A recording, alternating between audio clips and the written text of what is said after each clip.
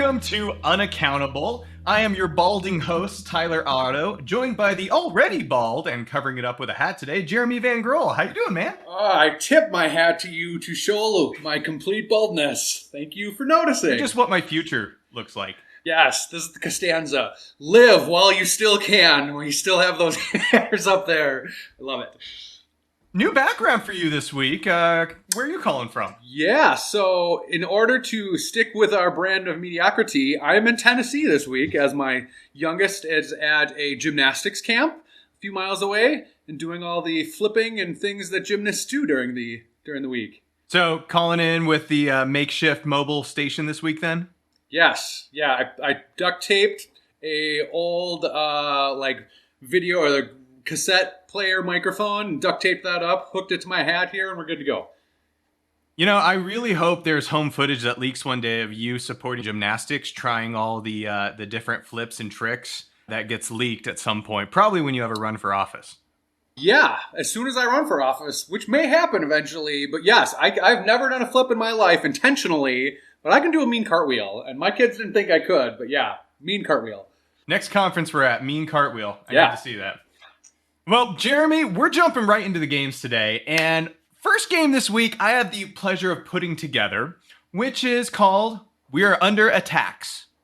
Jeremy, I am going to be hitting you with 10 questions around what are possibly some of the most absurd tax laws out there. You're going to be determining if they're real, they're not, or what the right answer is. Does it make sense? I think it makes sense. And also, can I reiterate for the record, I love working with nonprofits because we have to do so little tax things. But don't you have to ask the state back for money for all the dumb taxes? We still have to do a lot of the filings for things, yes. But not near the for-profit tax burden that everyone else has to deal with. Like, we got our own things that we got to worry about, but taxes, thankfully, is minimized. Well, Jeremy, we're jumping right into it. Question number 1 from We're Under Attacks. True or false? In Colorado, liquor-filled candy is not considered food and therefore has sales tax applied to it, unlike some other foods. Is not considered food. I'm going to go with true because it's liquor. You are correct, sir. Well done. Nice. Yeah, all you got to do, Jeremy, is throw some liquor inside of something and now it's not considered food? I don't know. I try to throw as much liquor into as many things as I can.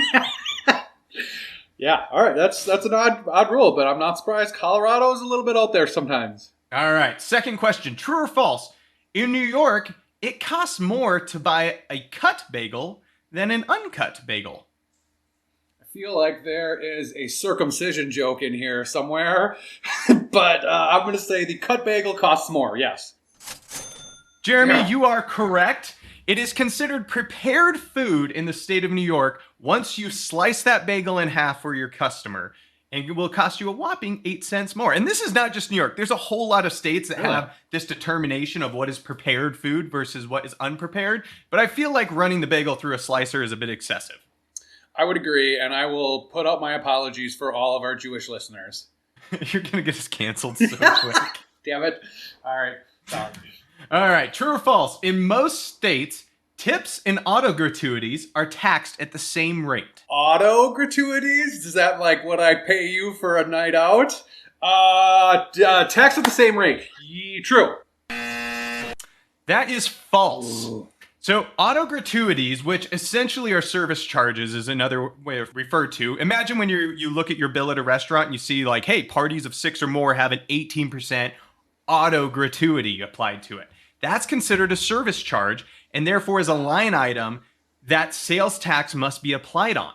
And in fact, IRS has a whole publication on it, which essentially walks through whether something is a gratuity or a service charge, where gratuities are completely voluntary and the customer gets to choose how much, and they can often choose who it goes to. Where a service charge, the owner of the restaurant can take a cut of it, they can apply it to employees however they want, and it's considered part of their normal wages, not a tip. So they're treated entirely differently, which this is huge for any bookkeeper that does a restaurant. They better know this because their customers can get a lot of trouble with the tax commission if they don't get this right. So, like, you as the patron of that place, get screwed twice because you're getting taxed on that amount. And like now they're getting like groups of 4 or more. Some of them now you're like, we're auto putting this 18% on your bill. Interesting. Yep. Service charges, man. They hurt, but also it can play some mean tricks when it comes to minimum wage, because there's a minimum wage you can pay employees who get cash tips. If you eliminate cash tips and do service charges that are mandatory, then it actually gets rid of that stipulation. You can pay them a lower minimum wage because there are no true gratuities. It's a whole can of worms. Make sure you know, folks. All right, Jeremy, question number 4. True or false? Riding a hot air balloon in Kansas that is tethered to the ground is subject to an amusement tax, where an untethered balloon is not subject to that tax. I feel like with that, it has to be true. And like, it has to be Kansas, the whole Wizard of Oz thing. It got to be true. Jeremy, you are correct, sir. If it's tethered, it's considered an amusement. If it's untethered, now it's transportation. So, you taking your blimp to work every day, not taxed as amusement, sir. That's awesome. I'm going to have to fire up the Zeppelin. Jeremy, question number 6 or 5, wherever we're at. Which is taxed at a higher rate in Illinois? A Twix or M&M's? I'm going to go M&M's just because I know they come from Pennsylvania and out of state or something. Your reasoning is not accurate, but they are taxed at a higher rate. In Illinois, candy does not include items that are made with flour. So flour does not count, and therefore the Twix is taxed at a lower rate because it has the flour in it. So if you are the M&M manufacturer, you could put one little morsel of flour in that recipe and add it to the list of ingredients. You might be okay. Do you really want to take on the gluten industry for that? Ooh, all right. Yep, that's not a win. All right, good call. All right, Jeremy. In most states, at what point does a hotel stay become free from occupancy tax? Number of days? Over a week. 8 days. I'm sorry, sir. Incorrect. It is at the 30-day mark. Now, with most locations, after 30 days, it becomes an extended rental stay, and you are no longer paying occupancy tax to whatever authorities that may apply. So, you being in the hospitality industry, is that built into their software? Most softwares get it right. There's a couple that don't, and it's kind of like, okay, you're not a real player in the industry if you haven't figured this out. But yes, most softwares should be able to figure out, yep, it's over 30 days, let's drop the tax. The hard part is when someone books for 20 days and then decides to stay longer, but you've already been charging the tax, then you've got to take it back off. But off the whole 30 days. Yep. Interesting. All right, Jeremy, true or false? In Tennessee, 5-finger shoes, those shoes that have the toes cut out, 5-finger shoes, are considered a costume and therefore not taxed at the same rate as clothing. I have seen some amazing things here in Tennessee this week, so I'm going to go true. That is false. I made that up and went after Tennessee just to pick on you. Dang it. I fell for it. All right, Jeremy, true or false? Art supplies such as clay, glaze, paint, and more are free from sales tax in New Jersey this coming August 26th through September 4th. I'm going to say true, some kind of back to school thing. You are correct. So New Jersey, like many other states, I think there's 18 or 19 states, we can put it in the notes, have sales tax holidays where during certain times of year, certain items are free from sales tax. New Jersey, along with others, do a back to school sales tax holiday. Nice. Yeah. And that's what they should do. Is right. Like parents have to spend a lot of money on school supplies for the kids. So at least they can give you a little tax break on that. There's a lot of states also on the East Coast that do certain times of year for emergency preparedness sales tax holidays as you start getting to inclement weather season. So if you got a customer that's doing some retail, make sure you know the holidays in your state because you're saving their customers some money.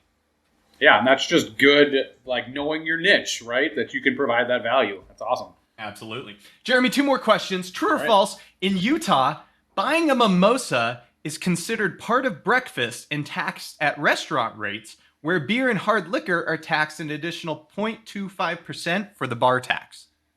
Do you have to buy it at breakfast? I feel like there's time bound here. I'm going to go false. I feel like Utah's going to get you for any kind of alcohol tax possible.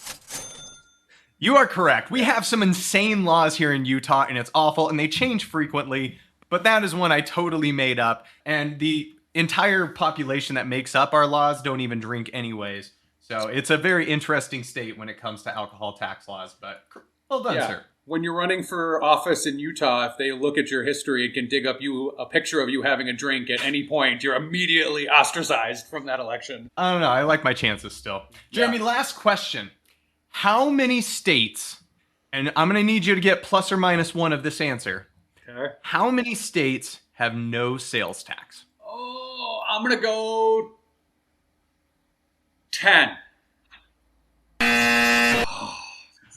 I'm sorry, sir. The correct answer was 5.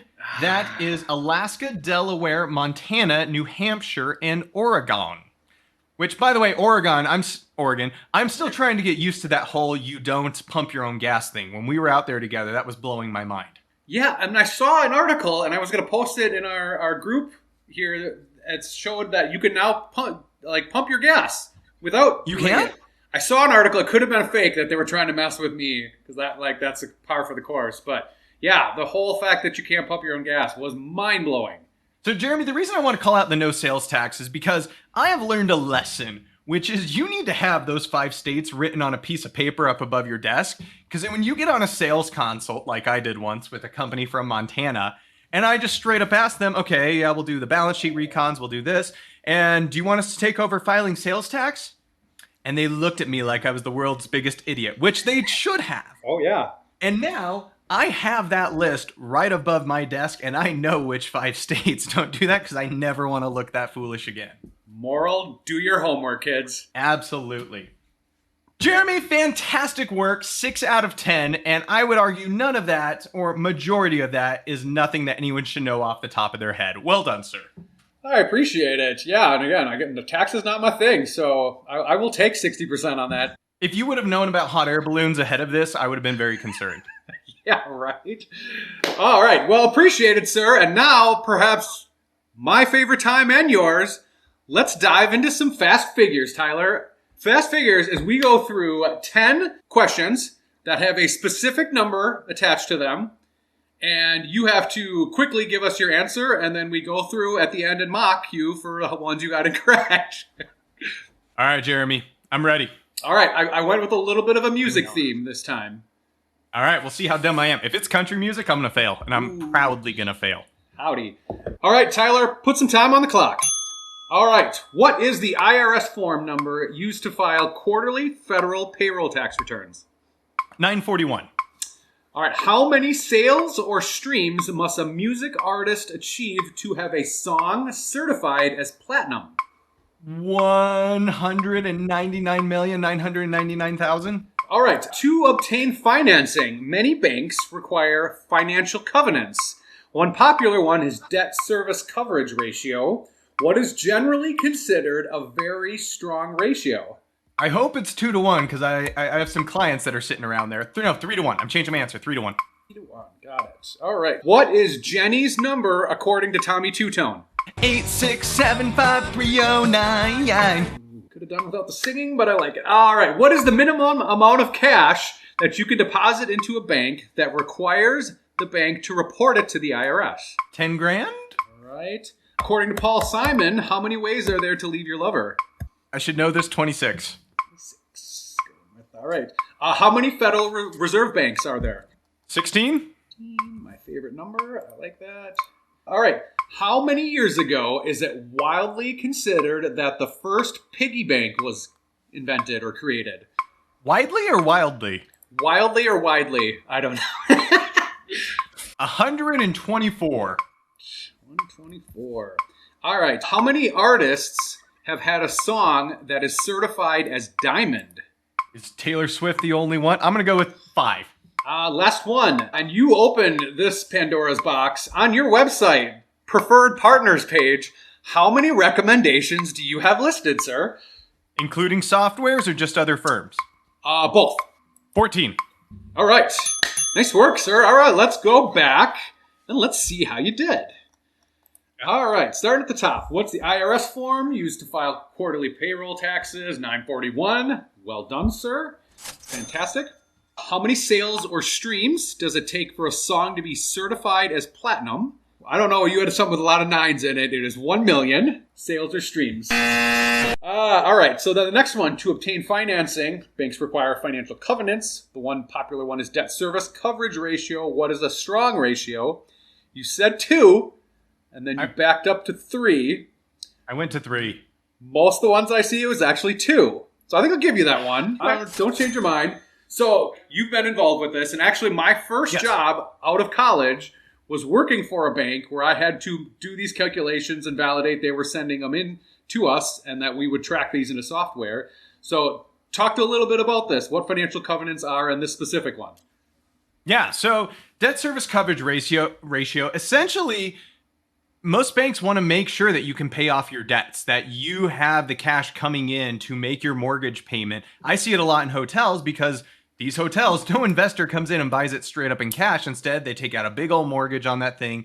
And any lender that's going to do that wants to make sure you're going to have the continued assets always on hand to cover that debt. And even more importantly is once we would get these hotels, we would then help them get lines of credit. Well, to get the lines of credit that are really helpful for those shoulder seasons, they want to see good debt service ratio to know that, yes, you can continually make this thing float. Because what happens if that piece of property gets repossessed, gets taken back? Everyone else loses out. So they want to make sure you got enough money to pay yo bills.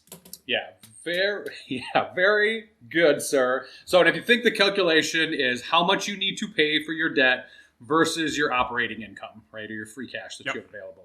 So yeah, I think moral of this kind of learning thing for the group is that, hey, these exist, right? I know there's a lot of people that just don't get that if you're getting significant bank debt, they require you to have certain ratios like this or liquidity things that you need to meet, or theoretically they can call your loan or renegotiate, right?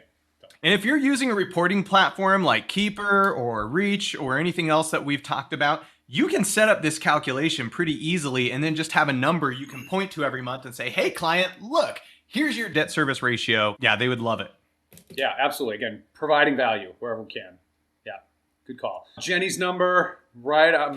Tommy Two-Tone Jr. did fantastic. Have you heard the conspiracy theory that Stacy's mom is actually Jenny, which Jenny happens to be married to Jesse from Jesse's Girl? All the same woman.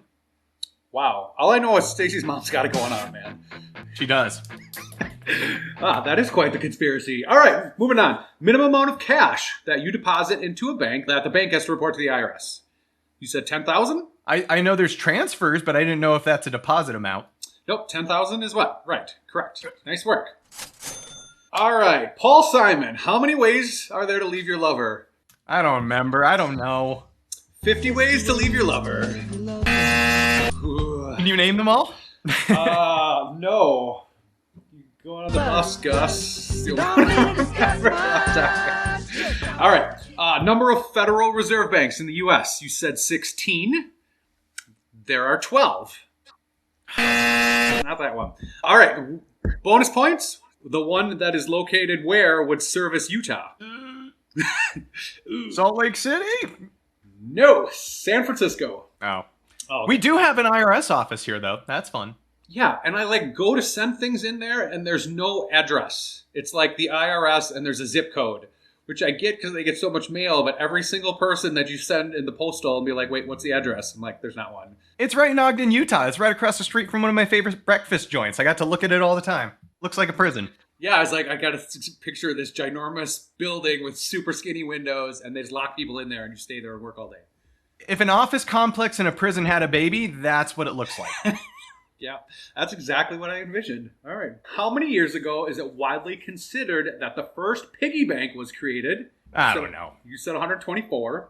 It is over 600. Yeah, mind blow, right? In the 15th century, people would put money in pots, which is what they had, like these little clay pots, and they didn't have metal or anything to put them in, so it was like this affordable clay called Pig, P-Y-G-G, that they would put money into, and that eventually came out to being actually the pig that we know now as a piggy bank. Wow, I learned something today. I know, you're welcome. Yeah, love it. All right, how many artists have had a song that is certified as diamond? Don't even know what I answered. You said 5, and I believe this is 100 million sales or streams is diamond. If I'm not mistaken, I should know this. I suck. I get it. There's 23. Okay. Any notable ones? There are a couple like there's like the Biebs, which I was like, ugh, the Biebs. But like Eminem, Katy Perry, Imagine Dragons, Michael Jackson, Ed Sheeran. Real unfortunate names on that list. Yeah, there were two I've never heard of. One was, God, Sway Lee. I'm aging. I have no idea on one of them that has triple X tension, so I assume it's extension, some kind of hip hop. I don't know. Do you know that? We're not cool enough to join this conversation, Jeremy. You're taking us the wrong way. I am. But you know that hip hop is 50 years old today. It's like 50-year anniversary of hip hop. I don't know what it is. I saw a couple articles. Happy anniversary. Happy birthday, hip hop. Yeah, that's right.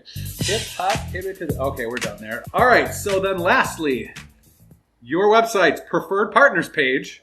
How many recommendations are listed?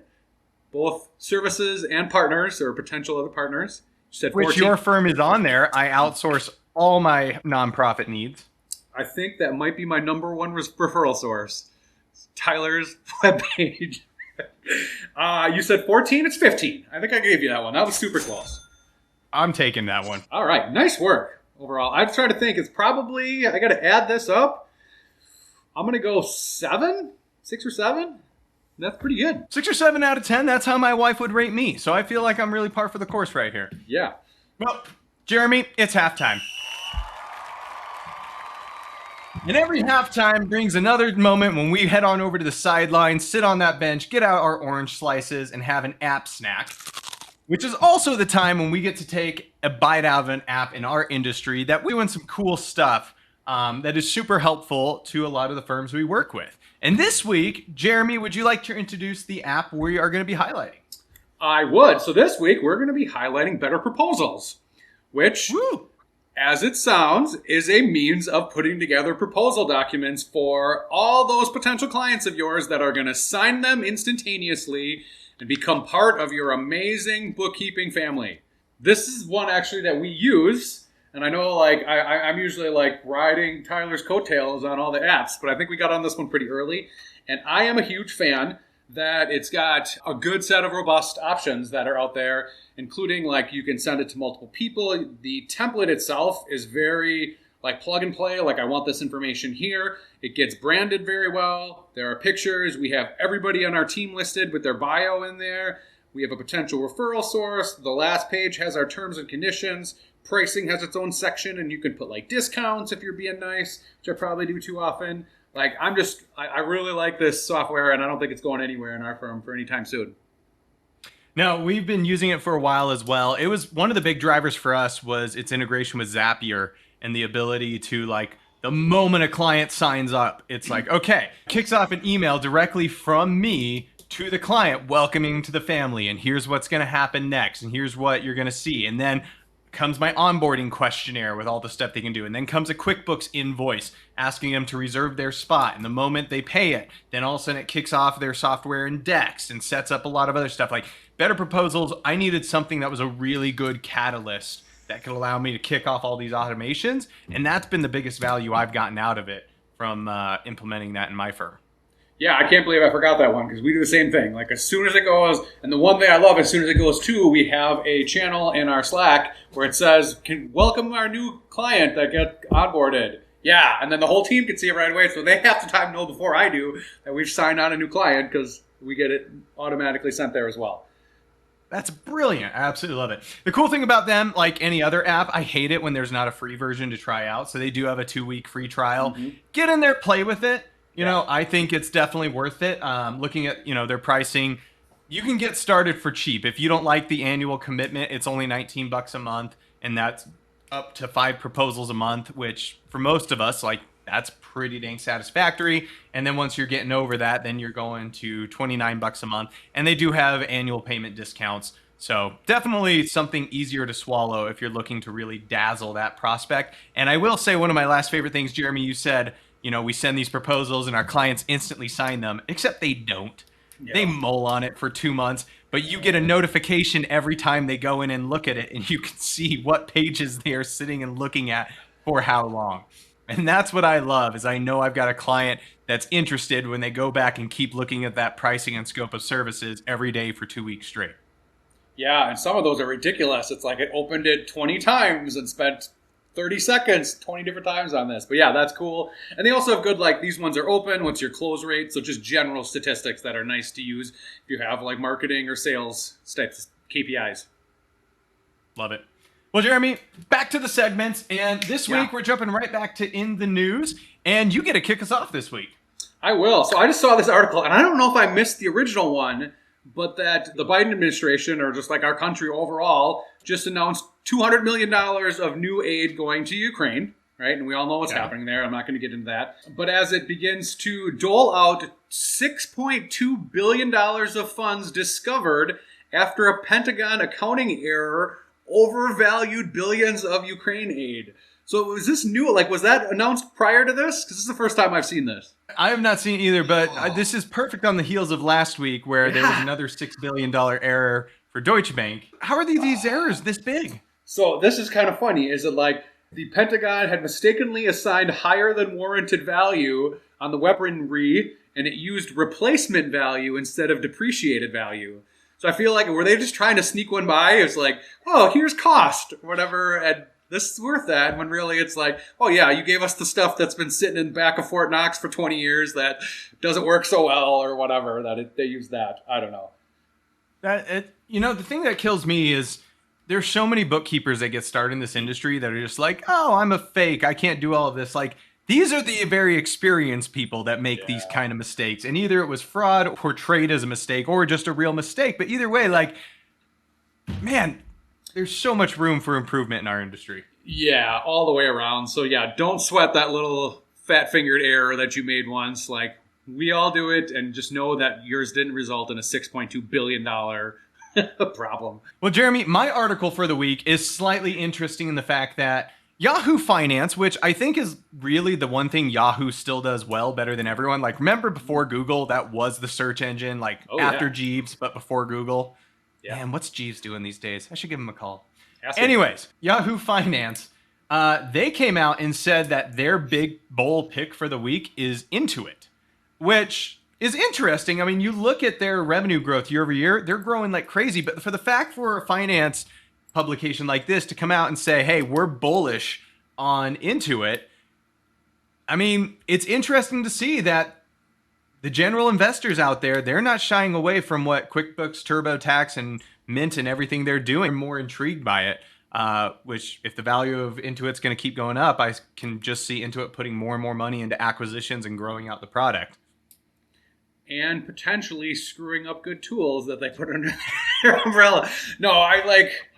Yeah, that's funny because they are such the 10,000 pound gorilla in the room and have such a big market share that if the market and analysts think that they're growing, it almost has to be through acquisitions. Like, how else can they bring in services that you're going to use? Because they're even starting the payment processor, right?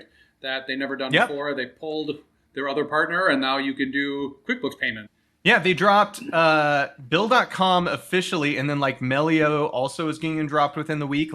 And remember, that was such a big deal when Melio had the corner on the QuickBooks market and was their only payment platform. And now QuickBooks is like, nope, get out of our system. We're doing our own thing. But the market seems to like it, which, for better or for worse, that's the world we live in. Yeah, agreed. All right. Thank you, sir. We've got one game left. This will be a short one. While my wife and I last night were sitting waiting for our river cruise boat that was delayed by a thunderstorm to take off, we played some things.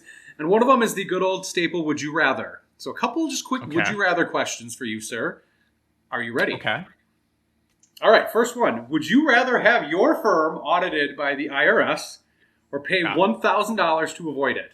I think I would pay $1,000 to avoid it.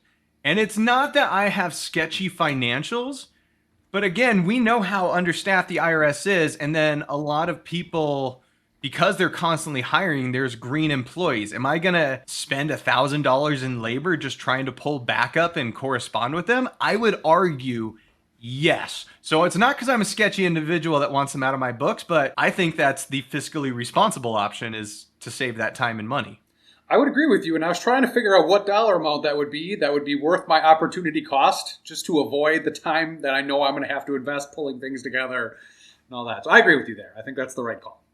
I think it's somewhere between 5 and 10 grand for me, but I'm not a big Jeremy Van Grohl $1 million top line company. I'm still a little guy. Right. All right, next one. Would you rather have an amazing evening out with your better half without the kids that ends with an Yes. extremely and mutually enjoyable physical altercation, or sign a $5,000 a month client? Wait. Okay. All right, simple terms. Wow. Date I with your- just picked up what you're putting out there. You're really going after this. Ooh, yeah. I'm not lobbing you softballs anymore, man. Amazing date with the wife, $5,000 a month client. And she's listening. She probably is. She's our 5th subscriber, I think. Well, and then the first to unsubscribe. I'm going to take the $5,000 a month client because you know what? That's going to pay dividends in the future for Ooh. more dates. Gets me out of the business and will enable more. That was like getting a genie and asking for more wishes. Nailed it. I think you did nail it. Mic drop, it's gone. I also think both of these are going to happen so often. There's no wrong answer. If I pick one, the other one's going to go up. If I pick the other. Yeah. All right. 2 more to go. Would you rather sell your firm right now for $1 million or continue the journey you're on, the path you're on right now? Investor says, here's $1 million. Give me all things specialty bookkeeping.